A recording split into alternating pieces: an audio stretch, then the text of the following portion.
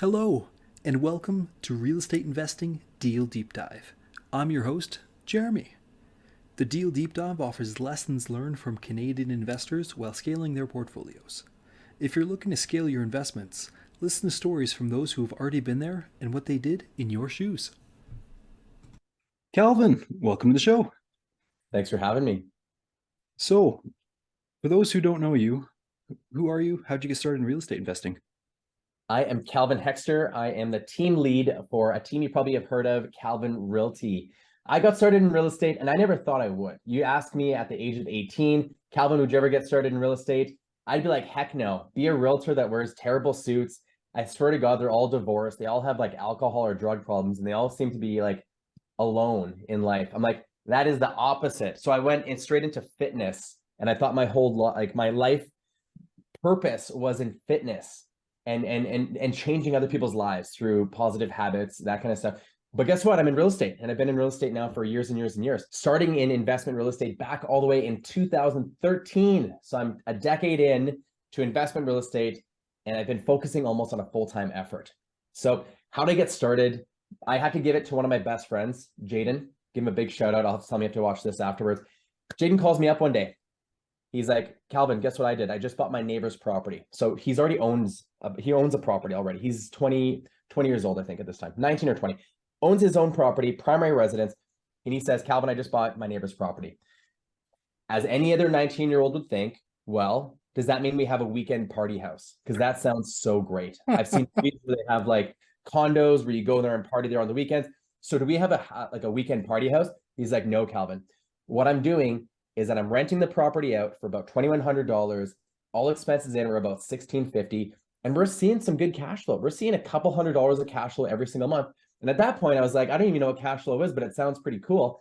And then I started doing the math. I was like, this is way better than the returns I'm getting on my mutual funds, my RSPs, and the stocks that, someone in New York presses a button, I just lost $10,000 kind of situation. And I was like, hey, light bulb, maybe real estate is the vehicle, the financial vehicle I need to get me to where I want to go with my own freedom of time, impacts I can make in the community, but also earning of income. And so that same year, I made a goal to myself that I would go ahead and I would get my first property outside of my primary residence. So I bought my neighbor's house, not immediate, across the street, about 3 doors down. And I bought my neighbor's house. I JV partnered with my best friend at the time, not Jaden, another best friend.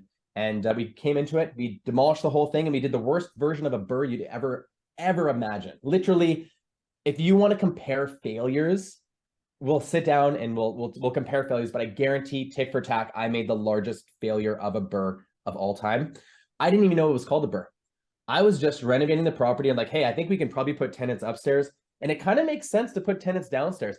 I didn't even know that, having more leases on a property would actually improve the gross overall rent and improve the NOI. Later found out, I was like, hey, I did one thing right. Over renovated the property, put in fixtures that I liked as if I was living there, spent way too long doing the renovations, probably did too many of the renovations that I shouldn't have done myself, didn't tenant the property right away when the main floor was done, continued working on the basement, essentially had a vacant house for like 6 months, and then finally got it rented out. The nice thing is that we made it so nice that it was very easy to tenant, but we had a massive deficit we had to make up for all that vacancy. And we had a massive deficit of over renovating the property that we had to make up. So I was like, you know what? I just learned a couple very valuable lessons. I'm going to lean into this failure and use it as a lesson of going forward. So I went and bought another property in 6 months after that. This was in St. Albert, bought another property in St. Albert, and I did a slightly better BRRRR, not a perfect. I still didn't know what a BRRRR was. I don't think I learned what a BRRRR was probably until like 2017, where I started diving into more of like the investor community and actually leaning into it and realizing, hey, there's meetup groups, there's podcasts, there's YouTube. I mean, there's people you can call, there's coaches. I'm like, wow, this is like I never knew any of this. I thought this is kind of like a secret club that only some people knew about. I didn't know there was any resources that were available. And so I continued to get into, doing BRRRRs, buying turnkey, doing BRRRRs. And then at one point I was like, my hobby of real estate investing outside of my regular 10-hour a day job in fitness is seeming more passionate. And I was like, why don't I focus on this full time? So I started looking around at different real estate groups and things like that. And then I got into a team, Mogul Realty, when I first started in real estate, and I was on their team for a good strong 2 years. And that's kind of what started my career in real estate. Went solo, did a ton of deals in 1 year, ended up doing 123 deals my first year solo. And then I ended up creating Calvin Realty. Calvin Realty being one of the top investment focused teams in the city. Transactions wise, I think we're the top. We've been the top since we've created the team since October 2022, 2021, sorry. 2022 is this last October. 2021, I think we've maintained the #1 spot in all of Edmonton and area for our transactions and just the impact we've been making. And we've been having fun doing it.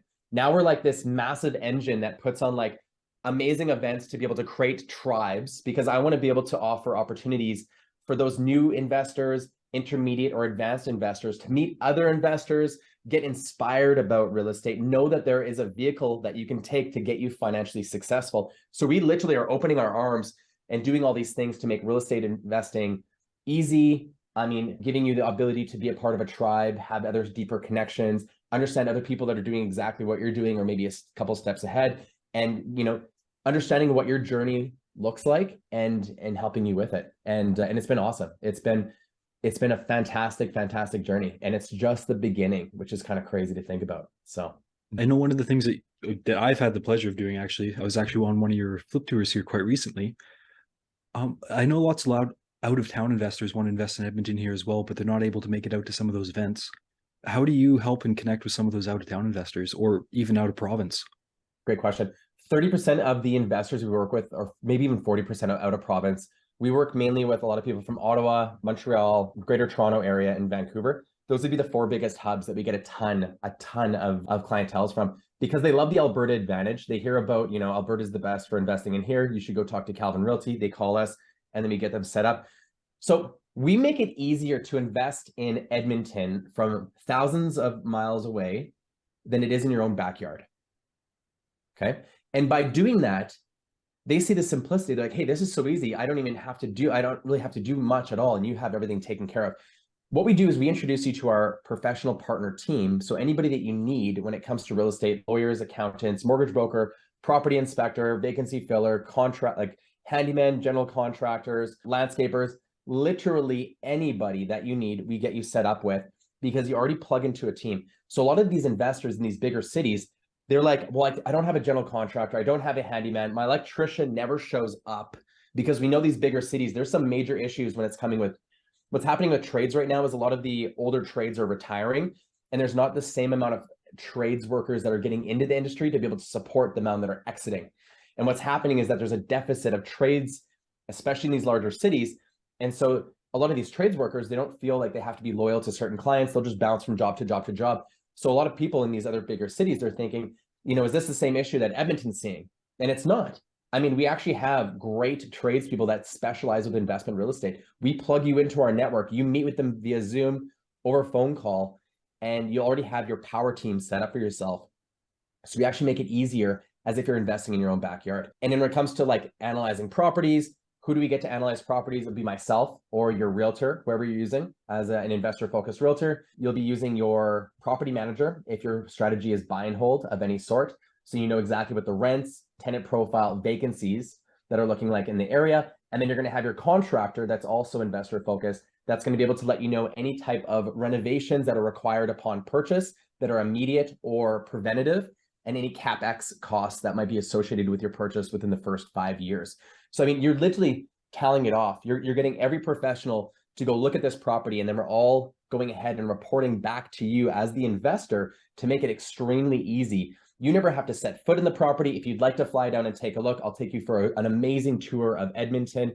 I would like to say I have probably some of the best tours of the city, letting you know exactly what's happening in which areas and what to expect. So we make it easier to invest in Edmonton than it is in your own backyard. That's awesome. And I don't know if the listeners have ever seen it, but you have a cash flow map as well. Is that correct? I got lots of maps. I got, depending on your goals, but yes. And it was actually, I posted that just for fun, and I was expecting maybe like one comment, but it was unreal.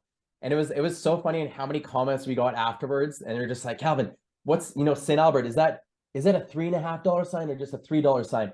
And then to be looking in these areas. So can you tell me the difference between these two? Like, I know, these are $3 signs and $2 signs. What's the tenant profile and vacancy different if I want to go with the, the $3 sign versus the 2? Is it worse? Is it better? What am I seeing? The amount of conversations that were sparked because of that were huge. But yes, I have a couple of different maps depending on what your goals were. So in this case, if you go back, actually you can't even see it anymore because it's gone off of the story.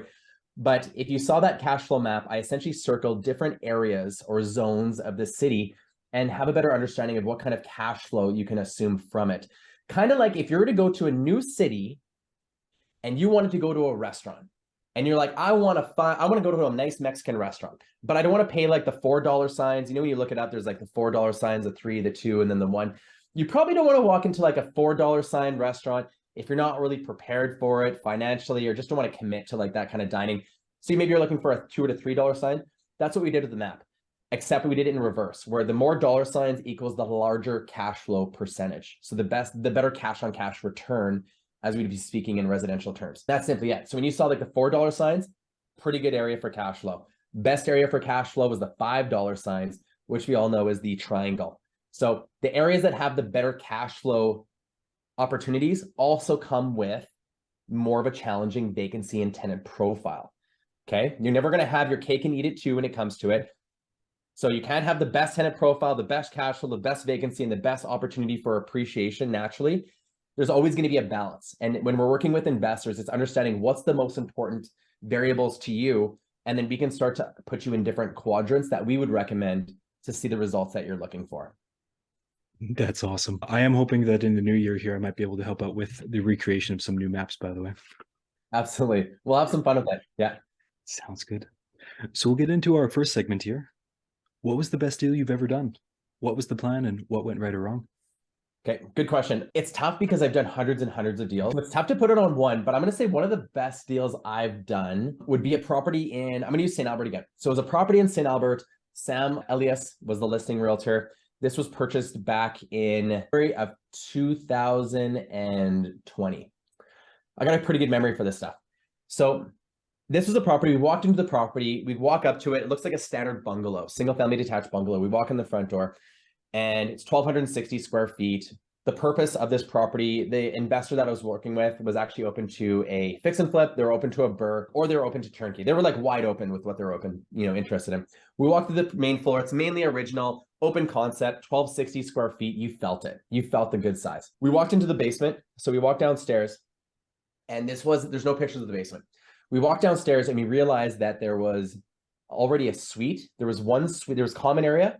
There was one suite off to our right, which was a 2-bedroom suite. And then there was another suite fully separated to our left, which was a studio. Okay.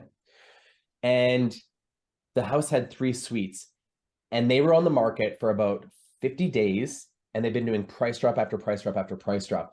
So we just walked into essentially a triplex. Not legal triplex, especially in the city of St. Albert. You're going to be hard pressed to find any 3-suiter units that aren't purpose built. In Edmonton, they have what's called the Safe Housing Act. So in certain situations, they might allow you to do the 3-suited property if it falls within safe housing, or you can do upon build in your initial building permits and development permits. You can apply for triplexes, but the conversion of an already standing single family detached to a triplex is going to be a little bit more challenging.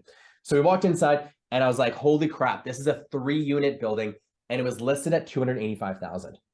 Just so you guys know, in St. Albert, the average price point is like $450,000.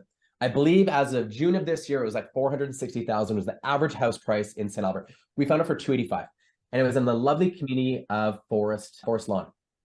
Great little area, right next to Sturgeon, right next to Braeside. Lots of infrastructure, lots of schools. St. Albert also wins for one of the top cities in Canada quite regularly, which is crazy to think of. I mean, that a city that's not on the beach actually wins for like top when it comes to like schools, green spaces, low crime, families, average income, just kills it. So I was like, you know what? We're on like a land, like we're on a gold mine right now. So we walked in this house. I was like, we have 3 suites. I did in my head, I was like, so an average single family detached, if you can get over 3,000 in gross rents, that's pretty good. Okay, bless you. If you can get over 3,000 in gross rent on an average single family detached, you're doing pretty good.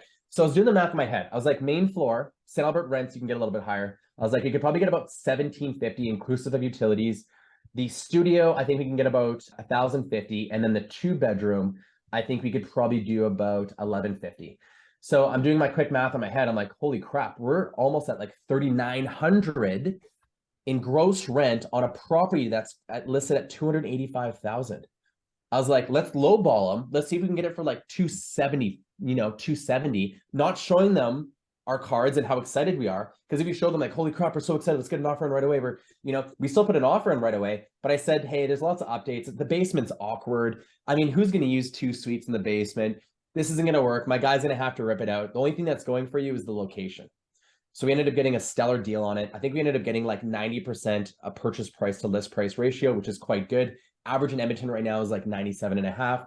So to be able to get 90% purchase price from the list price, in addition to that off of already a great deal, and then having 3 suites. I mean, this thing is cash flowing like, I think before the interest rates started going up, this thing was cash flowing like $1,400 a month.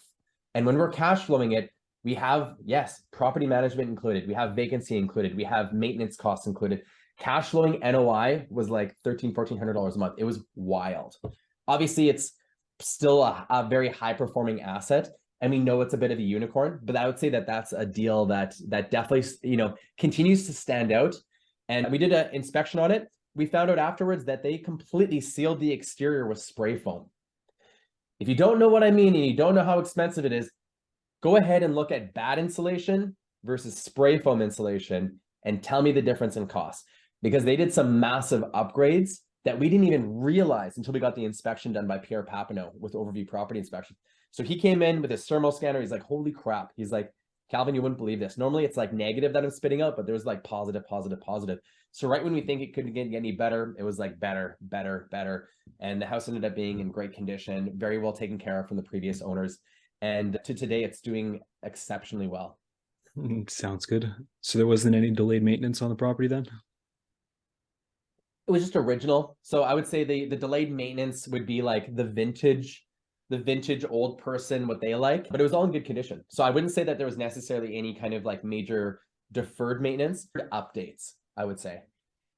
That's fair. Just before we get too far here, one of the terms you used earlier was CapEx. What is that? Yes, so capital expenditures. So whenever we're looking at purchasing any type of property, residential, multifamily, personal, or investment, capital expenditures are like the larger investments that are typically things like windows, things like hot water tank, furnace, roof, that kind of stuff. They're your larger ticket items that you want to make sure that you're aware of. Sounds good. Thank you, sir. So looking back on this deal, I know this one was for an investor, but is there anything that you would do differently on this deal? That's a tough one. I mean, other things we could have asked.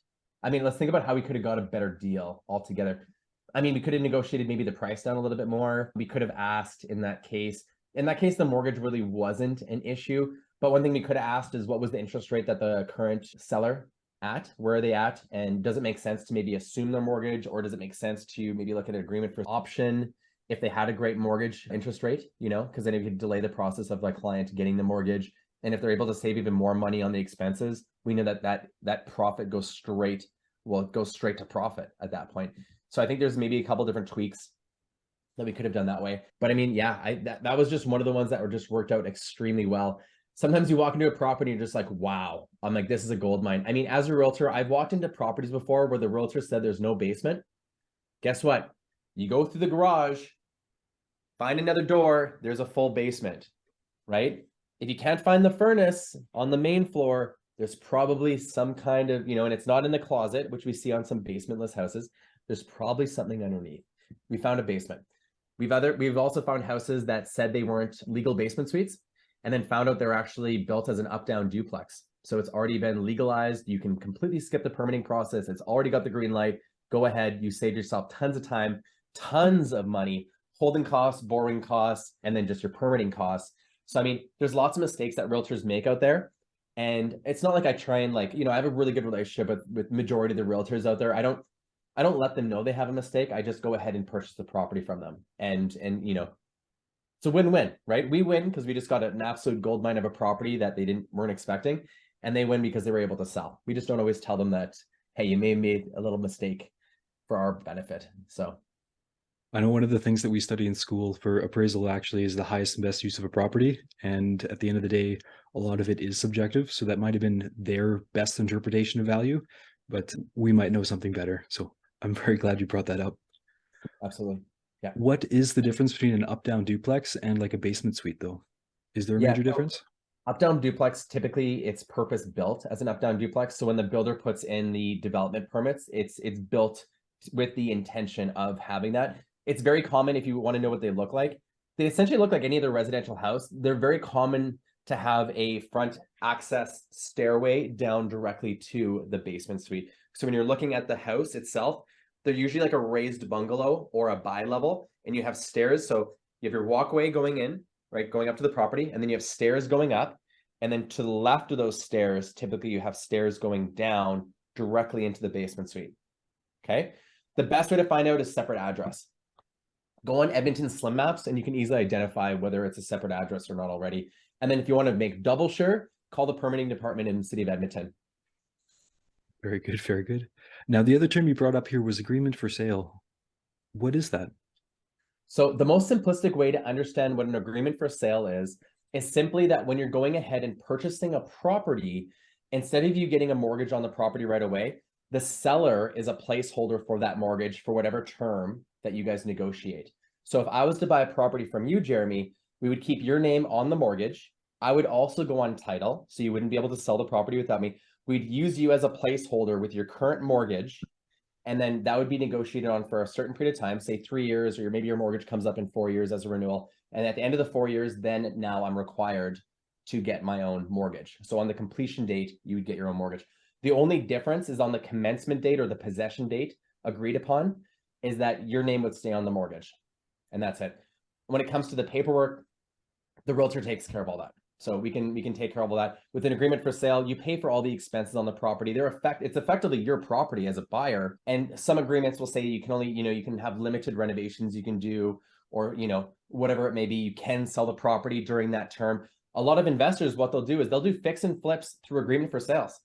And this is a super cool way, because if you have a fix and flipper that's like at the capacity of where they're at for the mortgage and they can't get another mortgage, I'll get you on an agreement for sale. So we find a seller that is open to it, that I can educate. You go ahead and purchase the property, and maybe the property's in some kind of deficit. So you put money in, you renovate it. Now the property's worth a lot more, but you're still in the term of the agreement for sale. You can sell that property at a much higher level and then receive the profits from it, right? With ever having to get a mortgage yourself. I mean, cool strategy, right? There's lots of little things you can do just depending on what you need as an investor. Think of it like, when we come into it, it's like we're like the highest level of general contractor. And when you have a problem, we determine what tool to take out to solve that problem. Jeremy, you're very, savvy when it comes to contracting. If you were to look at, let's go easy, a hole in the drywall, you're going to be like, okay, well, we're going to need, we're going to need some putty. We're going to need like a putty knife. We're going to need a sand, we're going to need this much, 1,000 grit sandpaper. We're going to need to have primer. We're going to need paint and a paintbrush and maybe a fan to help it dry faster. You already know all the things that you need. Boom, just like that. Same thing with us, right? That's the difference between like an investment focused realtor versus a regular realtor, is that they should have more tools in their tool belt. So when you come up with a problem, hey, I hate my interest rates. Boom, look at assumable mortgages, look for agreement for sales. I don't have a down payment. Perfect. Let's look at private lending. Let's look at JV partnerships, or let's look at an AFS, an agreement for sale with no money down. There should always be some kind of solution that you can provide based on someone's sticking point. It's not just, hey, I don't have a down payment. Well, let me show you options. I don't have a mortgage. Let me show you options. I don't know how. Let me connect you with people that do.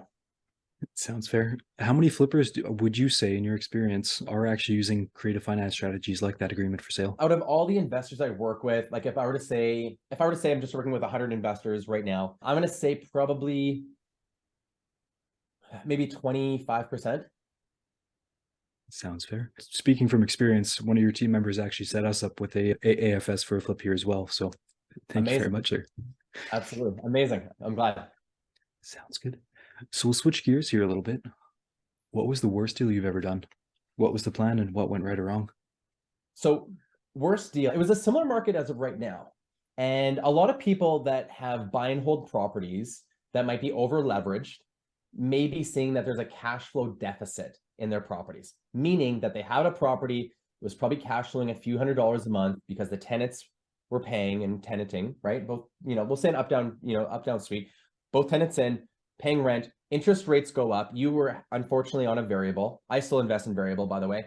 And now all of a sudden you're not cash flowing, you're in a cash flow deficit. There's a lot of investors that are going to be watching this video and they're going to think, hey, I'm actually in a cash flow deficit, not on one property, but 2, 3, 4, 5, 6. And to the point where I'm having to pay $1,000 out of my own pocket.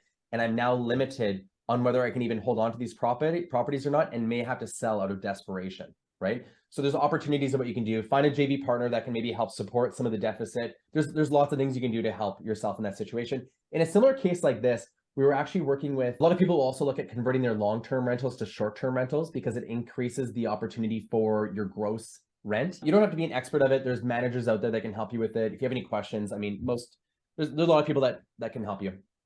So in a case like this, I mean, there wasn't a lot of cash flowing properties that were available that looked really good. So like, you know what, why don't we look at a short-term rental, and why don't we look at buying a short-term rental? So I'm working with a buyer at this point. And why don't we look at buying a short-term rental that already has all the furnishings, or maybe a property that already, you know, is willing to walk away with all the furnishings. So we ended up working with this buyer, and he's like, yeah, the proposed cash flow on this one property looks really good. You know, instead of it being rented out as a long-term where it's, you know, maybe a couple $100, and if interest rates went up, obviously he'd be neutral or in a deficit. The short term was going to provide him like $1,000 to $1,500 a month in profit. So quite good, right? And compared to long term. And so like, okay, so numbers make sense. The demand in the area makes sense. And we found out that it was actually an Airbnb before. So they sold us the security system. They had like the whole system was already in place. They set up the whole system, the key exchange situation, the closets for the, you know, the locked closets for all of the cleaning items. Everything was set up. It was set up very, very well. Now we purchased the property. We're thinking we're on cloud nine. We're like, this investor's loving it. He's like, Calvin, I'm going to buy another one next week. He's like, you know, high five, you're killing it. That townhouse complex, what we didn't know, because we didn't have any documentation to support it, they decided to have a meeting in the next month about banning short-term rental in that condo complex. They ended up banning that within 3 months after his possession. He had to then convert his rental to a luxury midterm rental, meaning that, you know, it's still furnished, but it's over midterms. You know, instead of it being a couple days or a couple weeks, it's like, you know, 3 months minimum kind of thing, which can obviously result in higher gross rent. It's just harder to achieve the same occupancy as a short-term rental and a long-term rental. So we ended up having to pivot to that option. So I would say that's probably one of the worst ones, just in the sense that we were blindsided by that change that we had no doings. So if you're in BC and you have a strata board and you're buying, you know, an Airbnb, or in Canada where you have a condo board, you don't have any control over it. And yes, you can be on the condo board to have your voice heard, but it's always a numbers game. And if you get voted against and they banned short-term rentals and you have a short-term rental or planning on to, because it's condominiumized, you may put yourself in that similar situation. Sounds fair.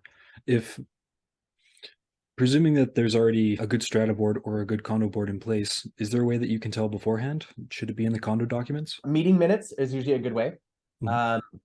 Bylaws, you can look at bylaws for current and then meeting minutes for future.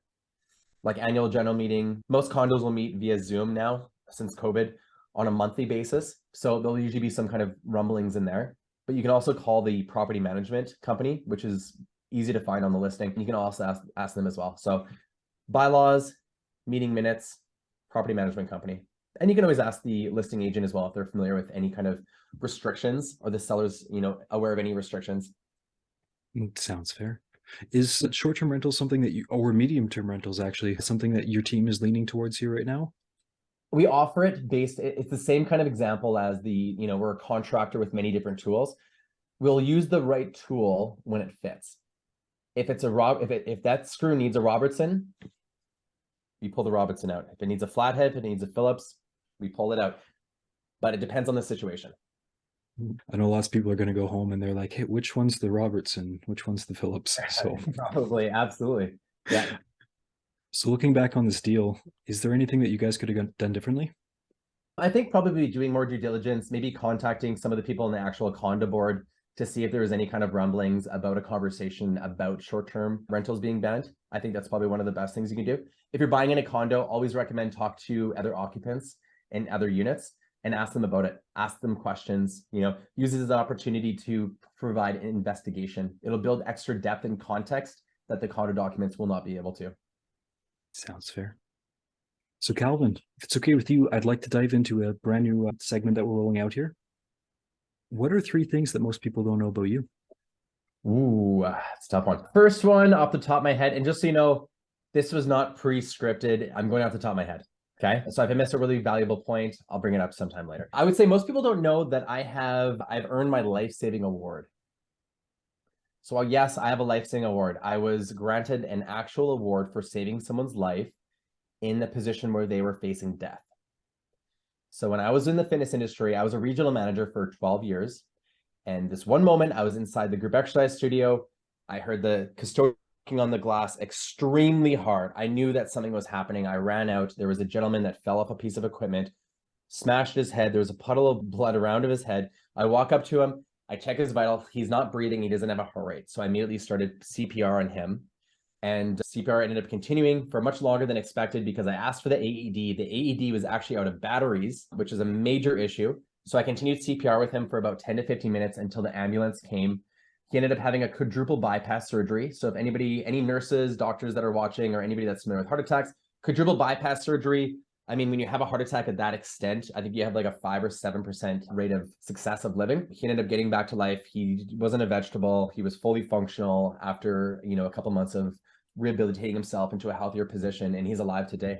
So I would say that's one thing that is huge. So I can save lives. I mean, that's not just, with you and your real estate goals, but I can actually save lives, and I've proven it. So those of you that think CPR is boring, yes, it is. Yes, it sucks to have to do it every year, but trust me, when it comes down to it and it's fight or flight, I'm glad that it was fight for me and not flight. So That's amazing. Congratulations, sir. And thank you, by the way. That's yeah. incredible. Second thing, I competed in classic physique. So for those of you that have heard of Arnold Schwarzenegger, I feel like the whole world, he used to compete in classic physique and he used to do these really cool poses. He'd do like the side chest. He'd do like a lot of really fun, like vacuum poses, double bicep, rear back biceps, side chest, the standing infamous ab oblique quadricep flex. I did classic physique 1 year, competed in it. And I ended up winning first place in the competition. And then I ended up winning overalls, which means that out of all the weight classes, I was the best according to the judges at that time for who showed up. And so I have this massive trophy. You wouldn't believe how big it is. It's actually it's gigantic here. Like this thing weighs about, I think it's about 25 pounds. But just to give you an idea, so that's the overall. I mean, I'm not a short guy, and this thing takes up like a third of my body. So that was pretty cool. I would say that's number 2. Third one, we'll have fun with it. I love horror movies. So if there's a horror movie that comes out, I'm probably going to go see it in theaters. So love the horror movies. I'm born on Halloween. I feel like it fits the theme. My third one. What was the last horror movie you got to see? In theaters was Smile. Excellent. Highly recommend it. Very creepy. Extremely creepy. If you like horror movies or thrillers, it'll make you jump. Made me jump. I love horror movies. Watch them all the time. Still made me jump. So 36-year-old man jumped out of my seat. Yeah. That's awesome. Yeah. I'll stick to my Scooby-Doo here though. Sounds good. The pleasures of having a small child. I don't have to go see horror movies with my girlfriend. So there you go. There you go. I might send her with you next time though. Perfect. So moving into our last segment here, what advice would you give to new investors who are looking to scale their business in your area? Big time. First thing I would do is I would get set up with the right team. So I would get set up with people that have helped other people scale before. So whether it's a coach, agent, mortgage broker, get associated with a team that have helped others scale. I would also meet other individuals that have scaled in the same journey that you're looking to as well. So I would not only find a team that's able to support you as number one, because they're going to be able to connect you with who you need to connect it with.